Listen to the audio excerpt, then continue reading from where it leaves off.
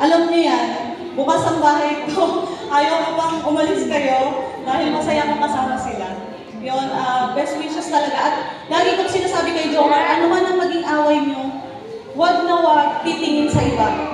So okay lang magtampo, okay lang magalit, pero okay lang mag-aliw, pero isang bagay lang ang sinabi ko kay Jomar, wag na wag maghahanap ng iba. Kasi kapag nag-away kayo, naghanap ka ng iba, hindi mo na yun mababalik. So yun yun.